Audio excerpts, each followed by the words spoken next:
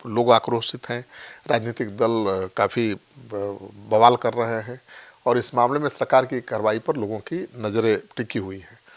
उप मुख्यमंत्री ने अधिकारियों को निर्देश दिया है कि पीड़ित परिवार को न्याय दिलाने के लिए हर जरूरी कदम उठाए जाएं, लेकिन लोगों को उस पुलिस पर भरोसा नहीं रहा जिसने बेटी को न्याय दिलाने की बजाय मामले पर पर्दा डालने की कोशिश की।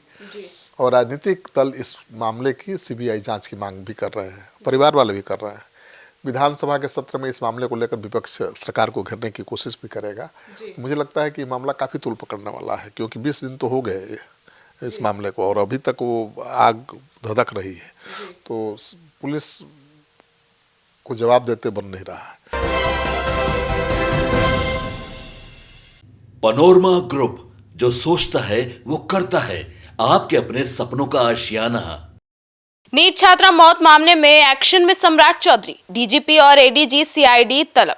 नमस्कार, आप देख रहे हैं सिटी पोस्ट लाइव। मैं हूं सृष्टि राज। राज्य के उप मुख्यमंत्री सह गृह मंत्री सम्राट चौधरी ने पटना में नीट की तैयारी कर रही छात्रा की मौत मामले में चल रही जांच की अपडेट जानकारी डीजीपी से ली। सूत्रों से मिली जानकारी के मुताबिक डीजीपी जो है वो विनय कुमार ने 5 देश रत्न मार्ग स्थित उप मुख्यमंत्री आवास पर जाकर घटना से जुड़ी जो भी जानकारियां थी उन्हें दी। अब इस दौरान सीआईडी के जो एडीजी हैं अमित कुमार जैन और एसआईटी से जुड़े पटना के आईजी जितेंद्र राणा और एसएसपी कार्तिकेय शर्मा भी साथ रहे।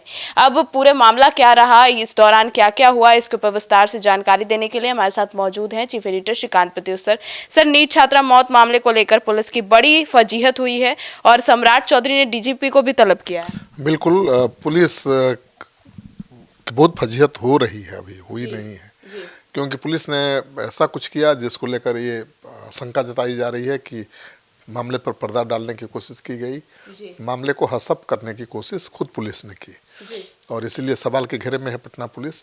तो गृह मंत्री सम्राट चौधरी ने कहा है कि नीट की तैयारी कर रही छात्रा की मौत मामले के गुनहगारों को किसी हाल में छोड़ा नहीं जाएगा और इसी सिलसिले में उन्होंने तमाम जांच से जुड़े अधिकारियों से बातचीत की है, डीजीपी से रिपोर्ट ली है और ऐसे लोगों को उन्होंने कहा है कि ऐसे लोगों को माला पहनाने की जगह पर उन पर माला चढ़ाया जाएगा, मतलब इनकाउंटर की धमकी दे रहे हैं। तो रविवार को डीजीपी को तलब किया और इस मामले में निष्पक्ष और समय से जांच पूरा करने का निर्देश भी दिया है। तो मामला तो काफ़ी तूल पकड़ता जा रहा है, पुलिस कटघरे में है और ऐसे में सम्राट चौधरी पुलिस की छवि बचाने की कोशिश में जुटे हुए हैं। उन्होंने अधिकारियों को हिदायत दी है कि इस मामले में किसी भी प्रकार की लापरवाही बर्दाश्त नहीं की जाएगी। सर, तो गृह मंत्री चाहे जो भी दावा करे, इस वारदात ने पुलिस महकमे में दागदार तो कर दिया है। बिल्कुल, जिस तरह से इस रेप और हत्या के मामले पर पुलिस अधिकारियों ने पर्दा डालने की कोशिश की, लोगों के जहन में ये सवाल तो उठ ही रहा है कि आखिर पुलिस ने ऐसा क्यों किया। क्या इस कांड में कोई प्रभावशाली व्यक्ति शामिल था या फिर अपनी विफलता छुपाने के लिए इतना बड़ा कांड पुलिस ने कर दिया। अभी तक गुनहगार पकड़ में नहीं आए हैं और इसको लेकर भी सवाल उठ रहा है।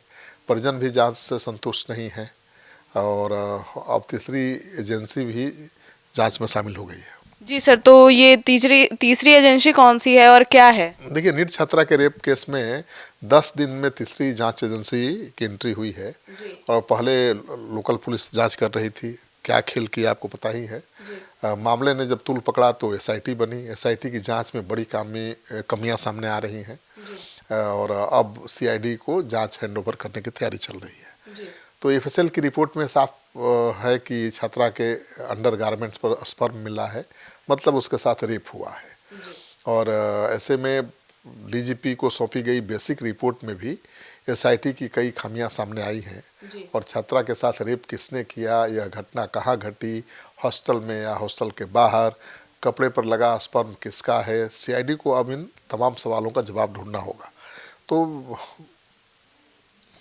सरकार इस मामले को काफी गंभीरता से ले रही है। सर, तो इस बीच पिता ने डीजीपी को पत्र भी लिखा जिसमें कई अहम सवाल उठाए गए।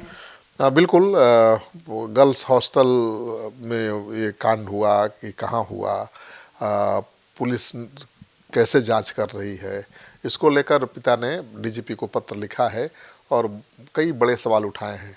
छात्रा तो यही रहती थी शंभू गर्ल्स हॉस्टल में और बेहोशी की हालत में मिली और उसको हॉस्टल मालिक को फिर भी रिमांड पर नहीं लिया गया।